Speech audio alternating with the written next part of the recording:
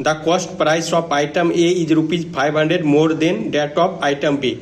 Item B क्या है नहीं पता, उसको वाई मान लेता हूं, तो आइटम ए क्या हो जाएगा वाई प्लस 500।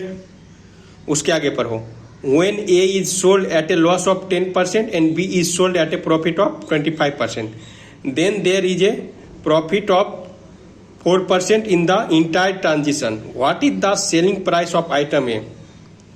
मेरे को आइटम ए पूछा है, ठीक है।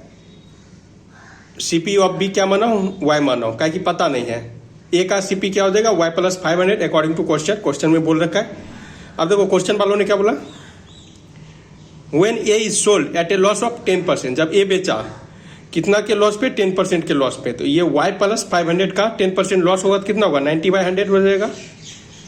उसके आगे क्या बोला, B जब सोल्ड किया 25% प्रॉफिट हुआ, तो B मेरे को क्या हुआ है 25% प्रॉफिट, मतलब 125/100 हो जाएगा।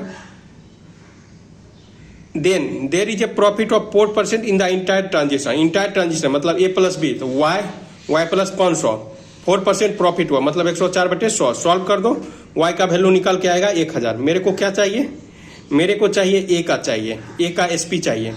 तो यहाँ पर पहले 1000 पटकेंगे, सीपी निकल जाएगा, ए का सीपी निकल गया, लेकिन एसपी चाहिए ए का, तो 90% लिखेंगे, काहे कि 10% लॉस हो रहा है।